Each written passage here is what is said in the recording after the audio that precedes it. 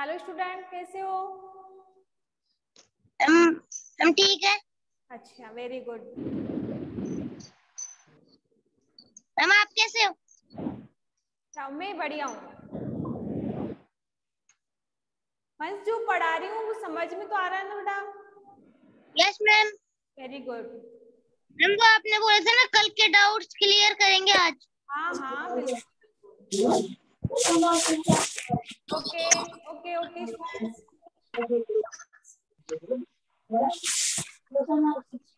चलो म्यूट करो। Every student mute yourself. Every student mute yourself. Vipul mute करो। Yes, Vipul mute करो। चलो हम आज की क्लास स्टार्ट करते हैं। Good morning. Good morning ma'am. Good morning everyone. Students, today we are going to discuss our topic is the method of separation of mixers. हमने last आपकी जो 3 क्लास हुई है उसमें हमने सब्सटेंस के बारे में, मिक्सर्स के बारे में और why separation of necessary. Student आवाज तो आ रही है ना आपके पास? Yes ma'am. यस ठीक है, चलो म्यूट करो। देखो हमने जो लास्ट क्लास थी उसमें हमने सब्सटेंस पढ़ लिया था, कंपाउंड देख लिए थे कि कंपाउंड क्या होता है, ठीक है। इसके बाद प्योर कंपाउंड, इम्प्योर कंपाउंड क्या होता है वो भी पढ़ लिया था। इसके बाद हमने मिक्सर्स देखा था कि मिक्सर्स क्या होता है और मिक्सर्स कितने टाइप्स के होते हैं। हमने 2 टाइप्स के मिक्सर पढ़े थे, होमोजीनियस जिसमें एक ही प्रकार का क्या पाया जाता था, मॉलिक्यूल, ठीक है। इसके बाद हमने हिट्रोजीनियस जिसमें डिफरेंट टाइप के क्या पाए जाते थे, मॉलिक्यूल, वो क्या होता था, हिट्रोजीनियस मिक्सर्स। ओके, और कल की क्लास में हमने पढ़ा था कि वाई सेपरेशन इज नेसेसरी, कि सेपरेशन करवाना क्यों आवश्यक है। वाई सेपरेशन इज नेसेसरी, कि सेपरेशन करवाना क्यों आवश्यक है, क्योंकि हम मैम साफ नहीं दिख रहा। क्या हुआ? मैम अच्छे से नहीं दिख रहा। अच्छे से नहीं दिख रहा, दिख जाएगा अभी। देखो जो भी अनवांटेड जो कंपोनेंट्स होते हैं उनको रिमूव करवाने के लिए हम क्या करवाते हैं, सेपरेशन करवाते हैं, पृथक्करण करवाते हैं, ठीक है। अनवांटेड मतलब अनावश्यक कोई भी वस्तु है हमारे सब्सटेंस के अंदर, हमारे मिक्सर्स के अंदर, उसके लिए हम क्या करवाते थे, सेपरेशन करवाते थे, पृथक्करण करवाते हैं। ओके, और आज की क्लास में हम पढ़ेंगे कि the method of separation of mixers, कि जो मिक्सर्स होता है हमारे पास, जो मिश्रण होता है उसको सेपरेट करवाने के लिए कौन कौन से मेथड हम यूज में लेते हैं, ठीक है। और वो किस पे डिपेंड करता है, मिक्सर्स पे डिपेंड करता है कि मिक्सर्स की साइज क्या है, उसकी शेप क्या है, उसका कलर क्या है, उसकी डेंसिटी क्या है, ठीक है। तो वो मिक्सर्स पे डिपेंड करता है और मिक्सर्स पे डिपेंड पे हम क्या करते हैं, उनका सेपरेशन करवाते हैं। आई थिंक समझ में आ गई कि हम सेपरेशन क्यों करवाते हैं। ओके, तो देखो डेफिनेशन देखते हैं सबसे पहले कि the method of separation of components in the mixers depend on the properties its compound. देखो मिक्सर्स कैसे, हम मिक्सर्स में से सेपरेशन कैसे करवाएंगे। हमारे पास कोई भी कंपोनेंट्स है, कोई भी पदार्थ है, कोई भी सब्सटेंस है, तो सबसे पहले हम उसकी क्या देखेंगे, उसकी प्रॉपर्टीज देखेंगे, ठीक है।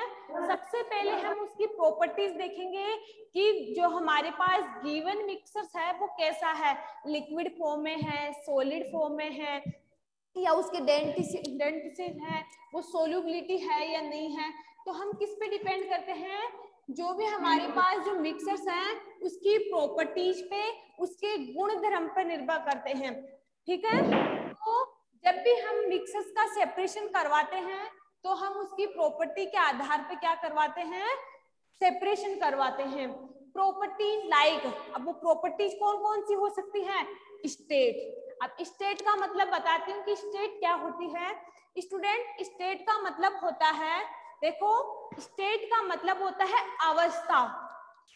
स्टेट का मतलब होता है अवस्था, कि कोई भी हमारे पास जो मिक्सर्स हैं हमारे पास जो मिक्सर्स गिवन है वो किसी भी स्टेट में हो सकता है, सॉलिड में भी हो सकता है, लिक्विड में भी हो सकता है, इसके बाद गैस फॉर्म में भी हो सकता है। इसी को हम स्टेट बोलते हैं, अवस्था बोलते हैं किसी भी मिक्सर्स की। कोई भी हमारे पास गिवन मिक्सर्स है उसकी स्टेट हम कैसे देखेंगे कि दिया हुआ मिक्सर्स हमारे पास सॉलिड में है या लिक्विड में है या गैसियस फॉर्म में है। समझ में आ गया कि स्टेट कैसे डिफाइन करेंगे। इसके बाद हम शेप देखेंगे। शेप का मतलब होता है आकृति।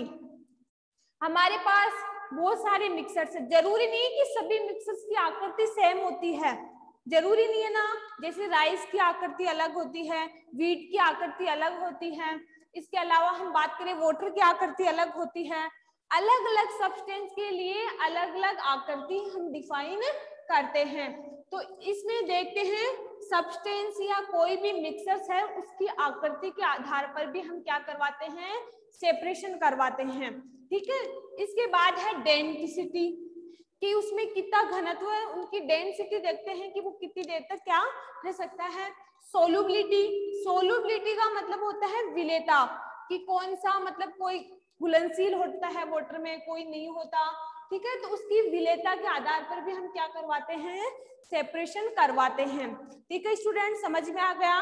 और अधिकतर आपको ये चीज ध्यान रखना है कि हमारे पास अगर कोई मिक्सर्स दिया हुआ है तो जब तक हम उसमें से उसका सेपरेशन नहीं करवाए तो तब तक उस कंपोनेंट्स को हम यूज में नहीं ले सकते। ठीक है, तो let's start about the method of separation of mixers. कुछ मेथड है किसके, सेपरेशन ऑफ मिक्सर्स के, उनको हम मेथड्स को एक एक करके पढ़ेंगे। देखो सबसे पहले बात करते हैं, कुछ मेथड्स हैं, मेथड्स ऑफ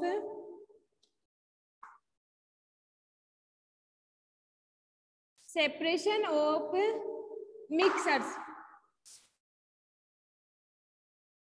देखो कौन कौन से मेथड है। सबसे पहले मेथड हम पढ़ेंगे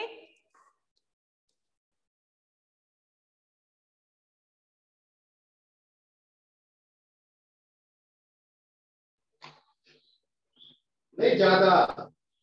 फ्रेंड आवाज तो आ रही है ना? Yes ma'am. ठीक है, यस मैम। देखो मेथड पढ़ेंगे हम पदार्थों के सेपरेशन के लिए, अलग अलग मेथड डिफाइन करेंगे। म्यूट करो। देखो सबसे पहले हम पढ़ेंगे हैंड पिकिंग मेथड। कौन सा मेथड पढ़ेंगे हम लोग, हैंड पिकिंग मेथड। अब इस मेथड में क्या होता है इसको हम डिटेल से पढ़ेंगे। हैंड पिकिंग मेथड को हम बोलते हैं हस्तचयन मेथड, कि हमारे हाथ से ही हम पदार्थों का सेपरेशन करवा सकते हैं, ऐसा मेथड भी होता है। सेकंड हम पढ़ेंगे सीवनिंग, जिसको बोलते हैं चलनी। कुछ ऐसे मिक्सर्स भी होते हैं जिनको हम सीवनी या चलनी की सहायता से जो पदार्थ है उनको सेपरेट कर सकते हैं।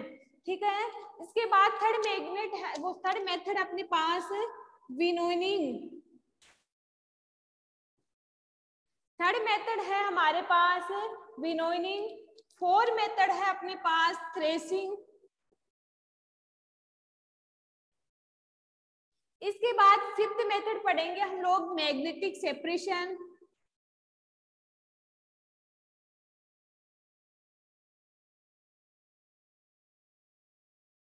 ठीक है, मैग्नेटिक सेपरेशन। इसके बाद हम लोग पढ़ेंगे सेडिमेंशन एंड डीकंटेंशन। सिक्स मेथड पढ़ेंगे हम, सेडिमेंशन एंड डीकंटेंशन।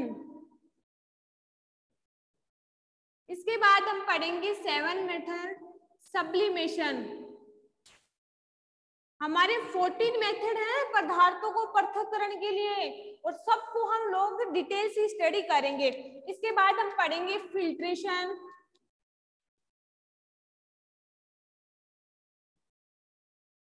9 पढ़ेंगे कोगुलेशंस या लोडिंग।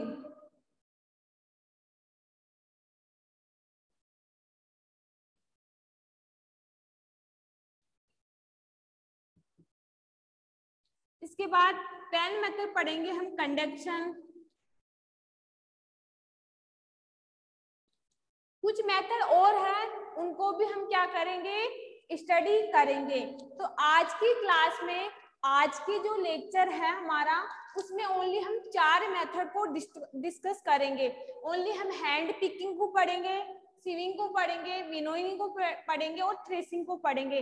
बाकी की जो मेथड है उसको हम नेक्स्ट लेक्चर में पढ़ेंगे। तो सबसे पहले हम मेथड देखते हैं hand picking. Hand picking method क्या होता है उसको हम डिटेल से पढ़ेंगे। फर्स्ट मेथड है अपना सेपरेशन ऑफ सब्सटेंस में फर्स्ट मेथड हम लोग पढ़ेंगे हैंड पिकिंग मेथड। स्टूडेंट्स, आप लोग जानते हैं कि हमारे पास there are different type of component are present, कि हमारे पास अलग अलग प्रकार के कंपोनेंट्स पाए जाते हैं। अलग अलग कैसे, किसी कंपोनेंट की साइज अलग होती है, किसी कंपोनेंट का कलर अलग होता है, किसी की सोल्युबिलिटी अलग होती है और किसी की डेंसिटी होती है वो अलग होती है। और उसी के आधार पर हम क्या करते हैं, पदार्थों का पृथक्करण करते हैं। और वही क्या है, प्रॉपर्टीज है। उसी प्रॉपर्टीज, उसी गुणधर्म के आधार पर हम पदार्थों का पृथक्करण करते हैं। तो आपको पता है कि हैंड पिकिंग मेथड में क्या होता है, जैसे हमारे पास किसी बर्तन में क्या है, राइस है।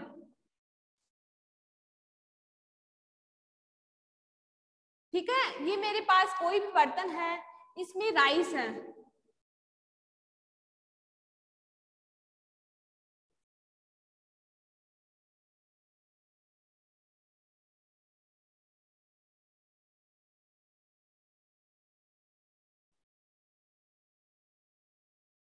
ठीक है, जब भी हम राइस को, वीट को या पल्सेज, चावल, दाल या फिर गेहूं को यूज करते हैं, उससे पहले हम क्या करते हैं, उसमें जो भी अनवांटेड कंपोनेंट्स होते हैं, अनावश्यक जो पदार्थ होते हैं, उनको रिमूव करवाते हैं।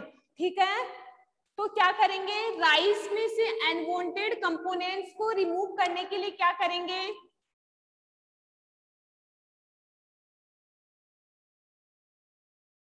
देखो हमारे पास राइस है इसमें, लेकिन इसमें जो ये ब्लैक ब्लैक दिख रहे हैं वो क्या है, स्टोन है, कंकड़ है। आपको पता है कि राइस है, पल्सेस दालें हैं या वीट है, उसमें अनवांटेड कंपोनेंट्स के रूप में क्या आते हैं, स्टोन आते हैं जो हमें दिख रहे हैं। ठीक है, तो हम कैसे डिफाइन करें कि इसमें ये है, क्योंकि हमें पता है कि राइस तो कौन से कलर के होते हैं, व्हाइट कलर के होते हैं, और अगर स्टोन हुए तो वो अलग ऑटोमेटिक दिख रहे हैं कि वो व्हाइट कलर के। तो ये राइस तो व्हाइट कलर के हमें दिख रहे हैं आराम से, लेकिन ये स्टोन कौन से हैं, ब्लैक कलर के हैं। तो हम क्या करेंगे, उसको हैंड पिकिंग, अपना जो हैंड है, अपना जो हाथ है, उसकी सहायता से हम क्या करेंगे, उनको एक एक को निकालेंगे। जैसे मैंने ये कंकड़ निकाल दिया, इसके बाद मैंने ये कंकड़ निकाल दिया, इसके बाद मैंने अपने हाथ से इस कंकड़ को निकाल दिया। तो हम पल्सेज, राइस और जो भी हमारे वीट है, उनमें से हम वो जो अनवांटेड कंपोनेंट्स होते हैं उनको हाथ की सहायता से, अपने हैंड की सहायता से उनको बाहर निकालते हैं। उसी को हैंड पिकिंग मेथड कहते हैं। और वो कैसे निकालेंगे, क्योंकि हमें पता है कि राइस का कलर कैसा होता है, पल्सेज का कलर कैसे होता है, स्टोन का कलर कैसा होता है। यस, हर्षिता बोलो। ठीक है, वन समझ में आ रहा है ना? Yes ma'am. Very good. अब बस आपको तो कुछ याद नहीं रखना, बस ये याद रखना है कि क्या होता है, हमारे पास डिफरेंट टाइप ऑफ कंपोनेंट्स होते हैं, उसमें different type of unwanted components पाए जाते हैं, और हमें क्या करना है, हैंड पिकिंग मेथड में अपने हाथ की सहायता से उन अनवांटेड कंपोनेंट को बाहर निकाल के फेंकना है। उसी को हैंड पिकिंग मेथड कहते हैं। मैम हमें तो पता ही नहीं चलेगा कौन सा राइस है कौन सा, तो कलर तो जानते हो ना कि व्हाइट कलर, ब्राउन कलर, वो तो हमें पता है कि राइस व्हाइट कलर के होते हैं और कंकड़ ब्राउन कलर या ब्लैक कलर के होते हैं, तो आराम से हम अपने हाथ से उनको निकाल सकते हैं। I think clear. I think clear. Yes ma'am. Very good. समझ में आ गया कि हैंड पिकिंग मेथड में क्या होता है कि हम अपने हाथ की सहायता से उन कंकड़ को, उन अनवांटेड कंपोनेंट्स को निकाल सकते हैं। और एक बात और होती है इसमें कि जो भी राइस हो, पल्सेज हो या व्हीट हो, उसमें जो अनवांटेड कंपोनेंट होते हैं उनकी मात्रा क्या होती है, कम होती है। ऐसे नहीं कि 1 केजी राइस है तो उसमें 1 केजी कंकड़ आएंगे, ऐसा कुछ ही नहीं होता। 1 केजी राइस में कम से कम 10 या 12 कंकड़ आप लोगों को मिलेंगे, ठीक है। 1 केजी राइस में ओनली इतने ही कंकड़ मिलेंगे। तो हम बोल सकते हैं कि the method of use in un component in small quantity, जो अनवांटेड कंपोनेंट्स होते हैं उसमें क्या होते हैं, स्मॉल क्वांटिटी में होते हैं, कम मात्रा में होते हैं, जिनको हम अपने हाथ से आराम से निकाल सकते हैं। अगर 1 केजी चावल में 1 केजी कंकड़ हो तो आप अपने हाथ से ये मेथड यूज नहीं कर सकते। मतलब ये पॉसिबल ही नहीं है कि हम 1 केजी राइस में 1 केजी कंकड़ निकाल सके, ठीक है। तो इसमें जो भी अनवांटेड कंपोनेंट होते हैं उनकी मात्रा सीमित होती है, स्मॉल क्वांटिटी में पाए जाते हैं। I think clear. Yes ma'am. Very good. Yes ma'am. Definition है और एग्जाम्पल है। मैंने बहुत अच्छे आपके लिए शॉर्टकट नोट्स बनाए, आपको पढ़ते याद हो जाएंगे। एक बार यहाँ समझ लो, एक बार अपनी नोटबुक में समझ लेना। अब सेकंड मेथड पढ़ेंगे हम लोग, सीविंग। सीविंग का मतलब होता है चलनी। सेकंड मेथड हम लोग पढ़ेंगे सीविंग।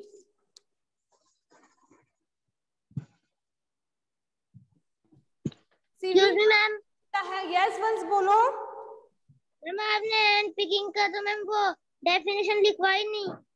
इसमें मैम इसमें बोर्ड पे नहीं, बोर्ड पे डेफिनेशन इसमें मैं आपको नोट्स भेज दिया है और डेफिनेशन बोल ही दिए हैं कि ऐसे कंपोनेंट्स जिसमें क्या पाए जाते हैं, अनवांटेड कंपोनेंट पाए जाते हैं, जिनको हम अपने हैंड से अनवांटेड कंपोनेंट्स को रिमूव करते हैं। मैंने डेफिनेशन आपको नोट्सों में भेज दी है, ठीक है। और जो मैंने हिंदी में एक्सप्लेन की है वही आपकी डेफिनेशन है, ओके। सेकंड पढ़ेंगे हम सीविंग, चलनी। कुछ कंपोनेंट्स ऐसे होते हैं जिनको हम सीविंग मेथड के द्वारा चलनी की सहायता से भी उनको क्या करते हैं, सेपरेट करते हैं, उनका सेपरेशन करते हैं, उनको अलग अलग करते हैं। देखो क्या करते हैं इस मेथड में, हम क्या करते हैं, हमारे पास जैसे चाय है, टी हम घर पे बनाते हैं। एग्जांपल लेती हूँ, टी जब हम घर पे बनाते हैं तो आपको पता है कि जो चाय बनती है उसमें हमारे कौन कौन से कंपोनेंट्स होते हैं। एक मिक्सर से चाय तो, लेकिन उसमें कंपोनेंट्स क्या क्या है, वाटर है, चाय पत्ती है, शुगर है, ठीक है, मिल्क है। ये कंपोनेंट सारे मिलकर एक मिक्सर्स बनाते हैं जिसको हम टी बोलते हैं, चाय बोलते हैं। लेकिन जब भी हम उसमें चाय पत्ती डालते हैं चाय के अंदर, तो हम उस पत्ती को पी नहीं सकते। हम उसको क्या करते हैं, चलनी की सहायता से उस चाय पत्ती को क्या करते हैं, अलग कर लेते हैं, ठीक है।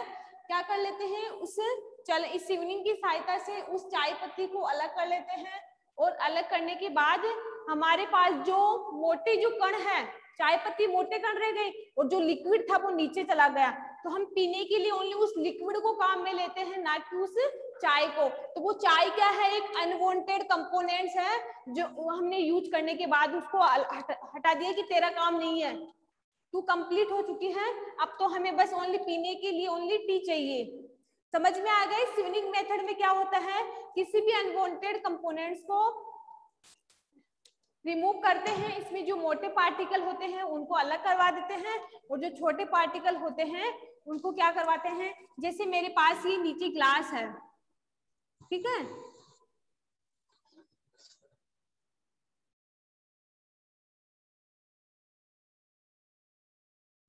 अब इसमें मैंने चलनी रख दिया है, ठीक है, ये चन्नी है। इसमें मैंने ऊपर से ये चाय डाली है, तो जो मोटे कण है वो तो इसमें आ गए चन्नी में। इसके बाद जो लिक्विड है वो इसमें तो हम पीने के लिए इसी को तो काम में लेंगे। ये तो हमारे लिए क्या है, अनवांटेड कंपोनेंट है जिसको हम रिमूव कर देते हैं। इसी मेथड को हम सीवनिंग मेथड कहते हैं। समझ में आ गया। इसके बाद हम बात करते हैं किसकी, थ्रेसिंग की बात करते हैं। थ्रेसिंग मेथड में क्या होता है जैसे मैं एग्जांपल लेती हूँ स्टूडेंट्स, थ्रेसिंग मेथड हमारा होता है, उसमें क्या होता है, जब भी हम खेत से जो ग्रेन्स होते हैं, ग्रेन्स का मतलब होता है बीज, किसके, वीट के, गेहूं के जो बीज होते हैं वो क्या होते हैं, डंकल के लगे हुए होते हैं। जब भी फसल ग्रोथ करती है फिर वो फूल में, फिर फल में कन्वर्ट होती है, ठीक है। तो थ्रेसिंग के द्वारा हम क्या करते हैं, जब भी आपने देखा होगा गेहूं का खेत देखा होगा, उसमें ऊपर अनाज लगा हुआ होता है, तो उसको पॉसिबल ही नहीं कि हम अपने हाथों से उसको तोड़ के अनाज को अलग कर ले, नहीं। तो इतना रहता है कि हम उसको क्या करते हैं, थ्रेशिंग के द्वारा जो ग्रेन्स होते हैं, गेहूं के जो दाने होते हैं, उनको अलग करते हैं। तो by this method of threshing, threshing के द्वारा हम गेहूं का जो प्लांट्स होता है, गेहूं का जो पौधा होता है, उससे उन्हें थ्रेशिंग के द्वारा उन ग्रेन्स को, जो वीट की जो ग्रेन्स होते हैं, गेहूं की जो दाने होते हैं, उनको अलग करते हैं, उनको सेपरेट करते हैं। इसी मेथड को हम हार्वेस्टिंग भी बोलते हैं। एक हार्वेस्टिंग की सहायता से हम वीट की जो ग्रेन्स होते हैं उनको रिमूव करते हैं, और उनको अलग करने के बाद ही हम क्या करते हैं, उसको यूज में लेते हैं, आटा बनाते हैं, और आटा बनाने के बाद उसकी चपाती बनाने के रूप में हम लोग काम में लेते हैं। तो क्या होता है, ऐसे ही राइस की बात करें, वीट की तरह राइस के भी ऐसे ही प्लांट्स होते हैं, और राइस को भी अगर हम सेपरेट करें तो वो थ्रेसिंग मेथड के द्वारा हम राइस को भी क्या करते हैं, अलग से सेपरेट करते हैं, ठीक है। इसके बाद हम लोग पढ़ेंगे विनोइंग मेथड। विनोइंग मेथड में क्या होता है, देखो हमारे जो 4 मेथड है, विनोइंग मेथड, विनोइंग मेथड में क्या होता है, इसमें क्या होता है, ये मेथड जो फार्मर्स होते हैं वो यूज में लेते हैं। This method use for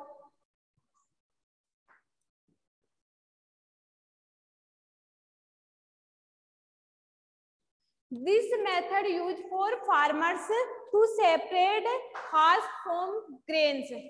Farmers to separate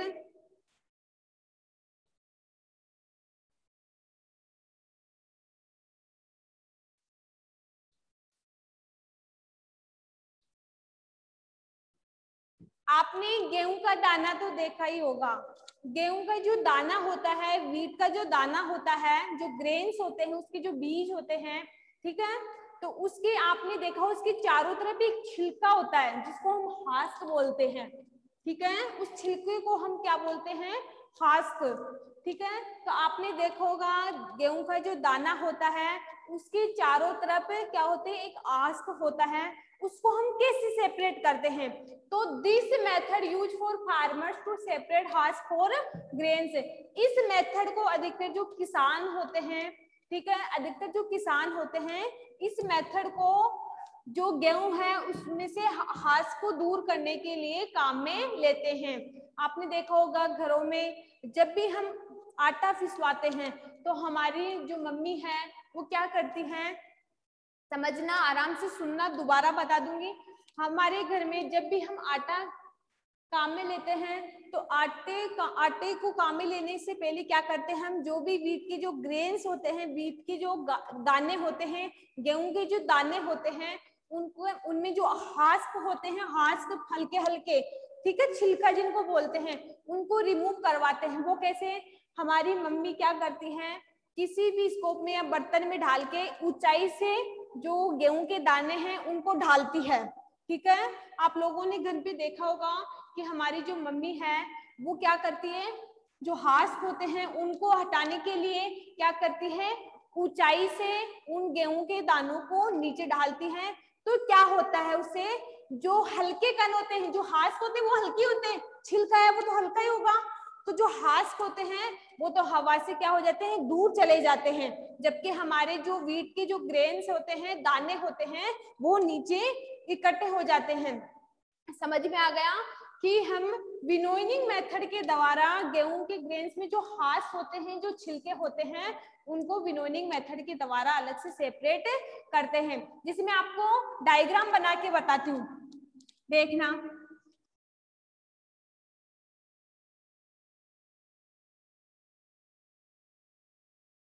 जैसे मैंने ये एक बर्तन लिया है, उसमें मैंने गेहूं के दाने डाल रखे हैं, खूब सारे हैं, ठीक है। और ये कोई भी व्यक्ति है, ठीक है, वो इतनी ऊंचाई से अपने हाथों को ऐसे करके ही तो हम करते हैं, ठीक है। तो ऊंचाई से क्या करेगा, इन दानों को नीचे ढालेगा,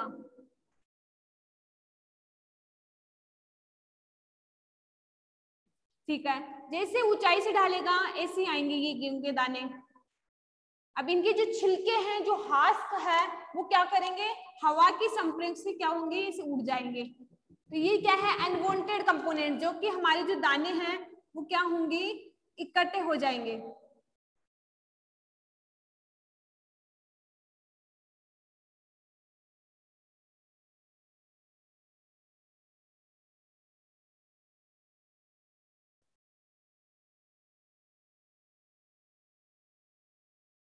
जब भी हम ऊंचाई से क्या करते हैं, जो हमारे जो वीट है उनको ऊंचाई से गिराते हैं, तो उनसे जो छिलके होते हैं, जिनको हम हास्क बोलते हैं, ये हास है, तो ये हवा के संपर्क में आके क्या होते हैं, दूर हो जाते हैं।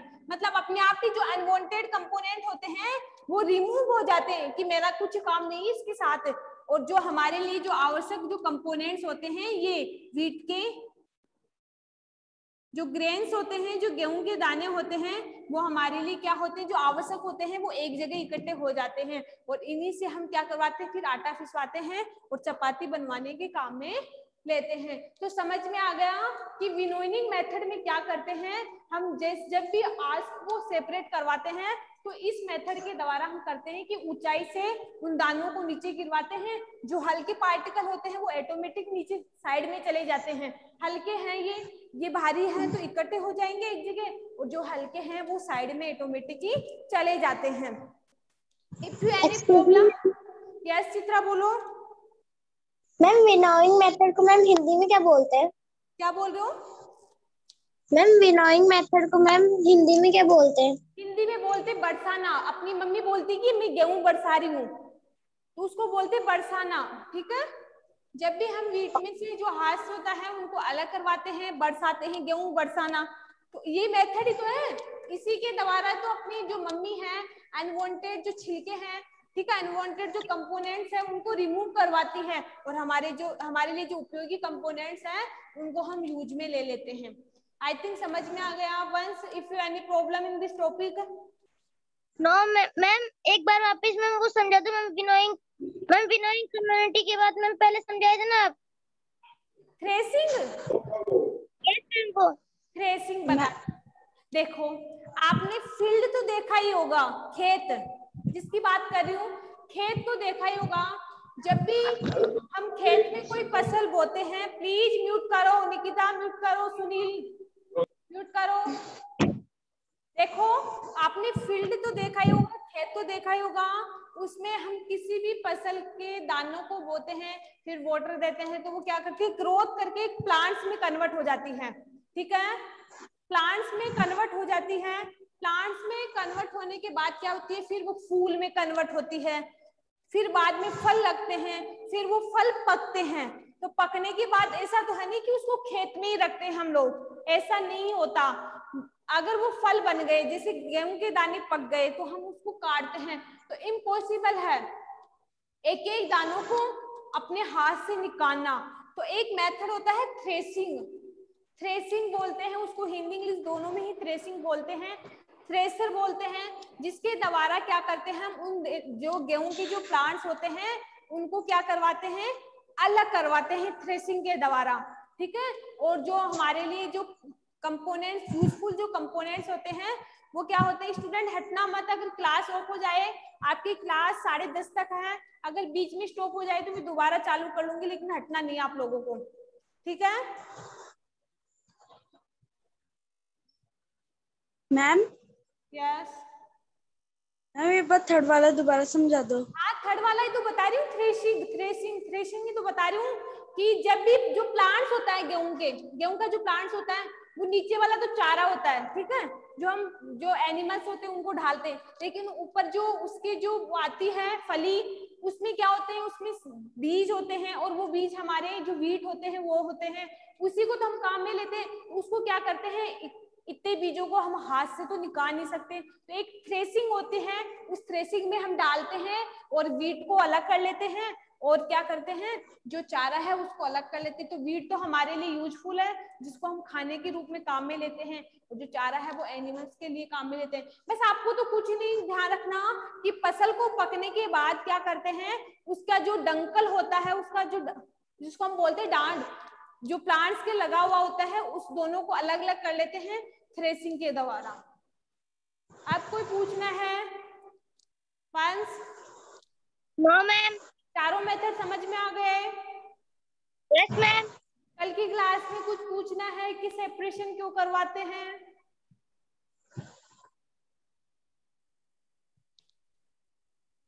मैम यस मैम वो कल आपने पढ़ाया था ना, to remove harmful component, ma'am एक बार वो वापस समझा दो। हार्मफुल कंपोनेंट वाला,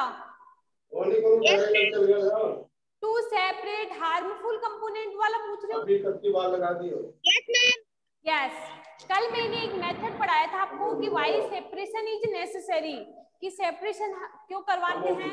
तो मैंने फर्स्ट पॉइंट पढ़ाया था, to separate the unwanted components, ठीक है। अनवांटेड कंपोनेंट्स के रूप में मैंने बताया था राइस, उनमें से जो अनवांटेड कंपोनेंट्स होते हैं, प्लीज म्यूट करो, अनवांटेड जो कंपोनेंट्स होते हैं उनको रिमूव करवाते हैं। सेकंड वाला था कि to remove harmful components. Harmful components का मीन्स होता है कि जो वाटर होता है, सी वाटर, समुद्री जल, उसमें हमें पता है कि हम जब भी वाटर को ज्यादा दिनों तक क्या कर ले, इकट्ठा कर ले, ठीक है। अगर हम वाटर को ज्यादा दिनों तक इकट्ठा कर ले तो उसमें क्या होता है, जैसे हमारा जो समुद्र है, नहरें हैं, उनमें अगर हम ज्यादा दिन तक उस वाटर को इकट्ठा कर ले तो क्या हो जाता है, उसमें छोटे छोटे सूक्ष्म जीव, बैक्टीरिया क्या हो जाते हैं, पनप जाते हैं। ये तो आपने घर पे भी नोटिस किया होगा कि हमारी जो बड़ी जो पानी की जो टंकी होती है, अगर हमें उसे टाइम टू टाइम अगर हम उसको क्लीन ना करें, साफ ना करें, उसमें छोटे छोटे जीव पनप जाते हैं, ठीक है। ये तो नोटिस आपने घर पे भी किया होगा। तो इसी प्रकार मैंने बताया है कि जो वाटर होता है, जो समुद्री वाटर होता है, उसमें भी क्या होते हैं, ज्यादा दिन तक इकट्ठा होने के कारण छोटे छोटे सूक्ष्म जीव पनप जाते हैं, ठीक है। और वो सूक्ष्म जीव क्या होते हैं, हमारे लिए हार्मफुल होते हैं, क्योंकि अगर हम वाटर को क्या करें, बिना उबाले या बिना फिल्टर के यूज में ले ले तो वो क्या हो सकते हैं, हमारे लिए हानिकारक हो सकते हैं, ठीक है। तो हमेशा वाटर को यूज में लेने से पहले क्या करना चाहिए, उसको या तो उबाल कर यूज में लेना चाहिए या फिर उसको फिल्टर करके यूज में लेना चाहिए। और उबालने से क्या होता है, जब भी हम वाटर को उबाल के पीते हैं तो उबालने से उसमें जो भी छोटे छोटे सूक्ष्म जीव होते हैं वो किल हो जाते हैं, मर जाते हैं और हमारे कोई डिजीज नहीं होता। अगर हम उस वाटर को बिना उबाले या बिना फिल्टर किए हुए पी ले तो वो हमारे लिए डिफरेंट बीमारियां उत्पन्न कर सकते हैं, डिफरेंट डिजीजेज हो सकते हैं, हमारे विभिन्न बीमारियां हो सकती है, जैसे मलेरिया है, डेंगू है, ठीक है। तो इसी प्रकार हम हार्मफुल कंपोनेंट्स को रिमूव करवाते हैं। Any questions? No ma'am. Alia कुछ पूछना है? Vipul? No ma'am. Nikita? No ma'am. कुछ पूछना है? और कुछ पूछना है क्या?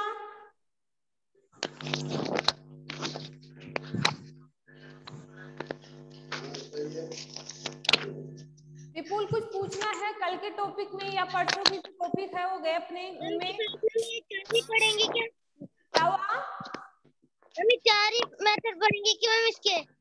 विनोइंग और वो 4 मेथड पढ़ेंगे, बाकी की जो मेथड है मैग्नेटिक सेपरेशन, इसके बाद है कंडक्शंस, फिल्ट्रेशंस, कोगुलेशंस, ठीक है, सब्लिमेशन, सेडिमेशन एंड डिकंडेंसेशन, जितने भी मेथड है उनको हम अपने जो अगली क्लास होगी उसमें रीड करेंगे, पढ़ेंगे उसमें। चारों मेथड में प्रॉब्लम है तो प्लीज डिस्कस करो मेरे से अभी। अगर कोई प्रॉब्लम है इनमें तो प्लीज पूछो। मैम यस मैम फोर्थ वाला वापस समझा सकते हो क्या? अच्छा आलिया, फोर्थ वाला दोबारा से समझाऊं विनोइंग? देखो यस मैम। आपने वीड तो देखा ही होगा, म्यूट करो म्यूट करो। देखो आपने विनोइंग मेथड तो देखा ही होगा। विनोइंग का मतलब होता है कि गेहूं का जो दाना होता है उसके चारों तरफ एक छिलका सा होता है, ठीक है, और उस छिलके को जब तक हम रिमूव ना करवा दे, उसको हटा नहीं दे, तब तक हम उसको यूज में नहीं ले सकते। तो हम क्या कर सकते हैं, ये तो पॉसिबल ही नहीं है कि एक एक दाने से एक एक छिलके को अलग करवाए, इम्पॉसिबल है, क्योंकि हमारे घर में कितना आटा काम आता है, कितने वीट होते हैं, कितने गेहूं के दाने होते हैं, तो एक एक दाने से उन हास्ट को, उन छिलकों को रिमूव करवाना इम्पॉसिबल है। तो इसके लिए हमने एक मेथड बनाया है, उस मेथड का नाम है विनोइंग। इस मेथड में हम क्या करते हैं, गेहूं के दानों को से जब भी हम हास्ट को, छिलकों को रिमूव करवाते हैं तो क्या करते हैं, उन्हें ऊंचाई से गिरवाते हैं।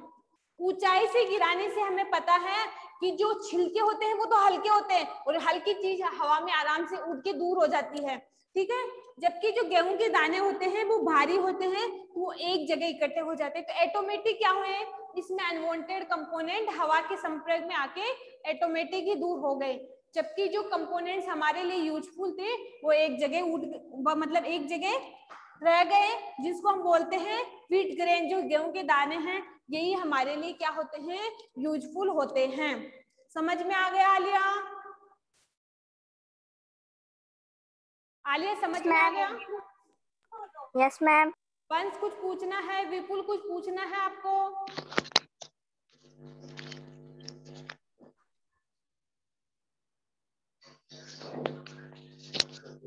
निकिता कुछ पूछना है क्या आपको?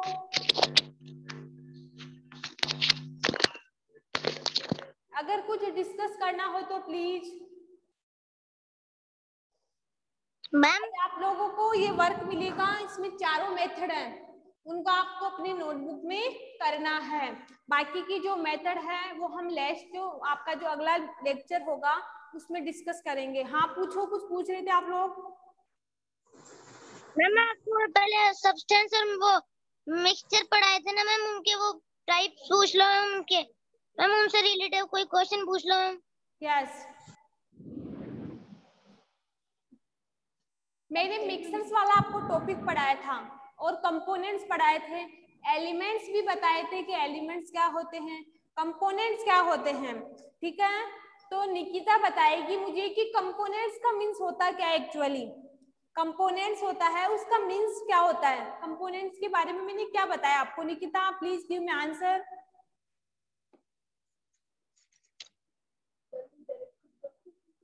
जो भी आंसर आ रहा है आप प्लीज क्लियर करो।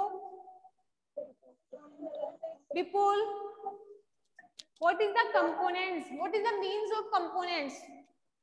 Once ma'am made up of different type of items joined together chemical bond। yes very good, मैंने बताया है कंपोनेंट्स का मीन्स कि there are different type of components are joined together by the chemical bond. Compound होता है उसमें दो अलग अलग एटम या दो अलग अलग कंपोनेंट्स या एलिमेंट्स बोल सकते हैं हम, क्या करते हैं आपस में कंबाइन होते हैं बाय द केमिकल कंपाउंड के द्वारा, और क्या बनाते हैं, कंपाउंड बनाते हैं, जिसमें मैंने एग्जांपल बताया था H2, ये अलग कंपोनेंट्स हैं, सॉरी अलग एटम है, और O अलग एटम है, ये दोनों एटम मिलकर क्या बनाएंगे, कंपाउंड बनाएंगे। Very good ma'am.